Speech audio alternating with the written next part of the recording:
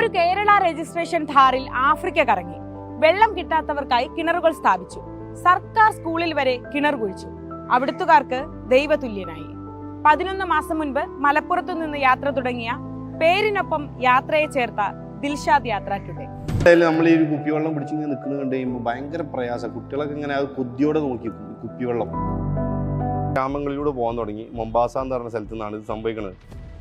ഗ്രാമങ്ങളിൽ കയറി 100 കിലോമീറ്റർ പോയപ്പം ഞാൻ മുമ്പ് അതിൻ്റെ മുന്നത്തെ പ്രാവശ്യം വന്നപ്പോൾ കണ്ട അതേ സാഹചര്യം. വെള്ളമില്ലാത്ത ആളുകൾ ഈ ചെറിയ ചെറിയ കുഴികളൊക്കെ ഉണ്ടാക്കിയിട്ട് അവിടെ ഇങ്ങനെ വരി നിൽക്കും.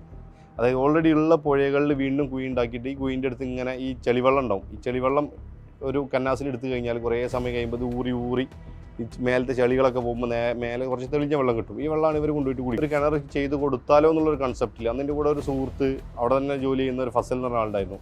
അങ്ങനെ ആ ഒരു കൺസെപ്റ്റിൽ നമ്മൾ തന്നെ കാട്ടിൽ പോയി മരം വെട്ടിക്കൊണ്ടുവന്ന് ആളുകളെ വിളിച്ചു, പണിക്കാരെ വിളിച്ചു. നമ്മളൊരു കിണർ നേരിട്ട് ഇറങ്ങിയിട്ട് അന്ന് ചെയ്യാണ്. മൊംബാസയിലാണ് ആദ്യത്തെ കിണർ ചെയ്യണത്. ആ കിണറോട് കൂടിയിട്ട് നമ്മുടെ സ്വപ്നം, അതായത് ആഫ്രിക്കയിൽ ഒരു കിണർ ചെയ്തു കൊടുക്കണം എന്നുള്ള സ്വപ്നം അവിടെ നിന്ന് തുടങ്ങുകയാണ്. ഞാൻ സന്തോഷത്തോടു കൂടി ചെയ്ത് തീർത്ത ഒരു കിണറിൻ്റെ വർക്ക് ഒരു സ്കൂളിൽ ഞാൻ ഒരു കിണർ ചെയ്തു കൊടുത്തിട്ടുണ്ടായിരുന്നു. കസിമാപ്പിയ എന്ന ആ ഗ്രാമത്തിൻ്റെ പേര്. ഗ്രാമത്തിലൊരു കിണർ ഞാൻ ചെയ്തു കൊടുത്തു. അപ്പോൾ ഇതിൻ്റെ പണി ഏകദേശം കഴിഞ്ഞ് അവിടെ വെള്ളം കിട്ടിയെന്ന് കണ്ട സമയത്ത് ഈ സ്കൂൾ ഹെഡ് മാസ്റ്റർക്ക് വന്നിട്ട് പറഞ്ഞു, ഇവിടെ നമ്മളെ സ്കൂളിൽ വെള്ളമില്ല. അവിടെ ഓൾറെഡി ചർച്ചിൻ്റെ കീഴിൽ ഒരു കിണർ കുഴിച്ച് തുടങ്ങിയിട്ടുണ്ടായിരുന്നു. പക്ഷേ അതിൽ വെള്ളം കാണാത്തതുകൊണ്ട് ഇട്ടുപോയി അവർ. ഇവിടെ ഞാൻ ഒരു പ്രതീക്ഷയില്ലാതെ തുടങ്ങിയ ഒരു സ്ഥലമാണ്. വെറുതെ കുറേ കുട്ടികൾക്ക് വെറുതെ പ്രതീക്ഷ കൊടുക്കണ്ടല്ലോ. കാരണം കുട്ടികൾ ഡെയിലി വെള്ളം കൊണ്ടുവരാൻ വേണ്ടി പോകണം, 1.5 കിലോമീറ്റർ നടക്കണം.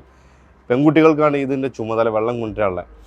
എന്നിട്ട് ഈ കുട്ടികൾ തലയിൽ വലിയ ബക്കറ്റൊക്കെ വെച്ചിട്ട് വെള്ളം ഇങ്ങനെ ഓരോ പീരീഡ് ഓരോ കുട്ടികൾക്കാണ് ഈ വെള്ളം കൊണ്ടുവരേണ്ടത്. ഓരോ ക്ലാസ്സിനും ഓരോ പീരീഡ് വെച്ചിട്ട് വെള്ളം കൊണ്ടുവരാനൊരു പീരീഡ്. ഒരു 10-12 മീറ്റർ ആയപ്പോഴത്തിന് മണ്ണൊക്കെ നല്ല നനവുള്ള മണ്ണ് കിട്ടാൻ തുടങ്ങി. പിന്നെ ഈ സാധനം വെള്ളം മേലെ എത്തിക്കാനുള്ളൊരു വലിയ ടാസ്ക്കാണ്.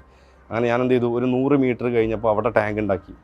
അതിൻ്റെ മേലെ ടാങ്ക് വെച്ചിട്ട് പിന്നെ 100 മീറ്റർ പൈപ്പ് ഇടാൻ വേണ്ടിയിട്ട് അങ്ങനെ സ്പ്ലിറ്റ് ചെയ്ത് ആ ഒരു ടോട്ടൽ ഏരിയ എന്നുള്ളത്. 25ാമത്തെ ദിവസം വെള്ളം നമ്മൾ കറണ്ട് കണക്ഷൻ കൊടുത്ത് ടാങ്കിൽ വെള്ളമായി. വെള്ളം കിട്ടി എന്ന് പറയുമ്പോൾ ആദ്യം എൻ്റെ അടുത്തേക്ക് ഓടി വരുന്നത്.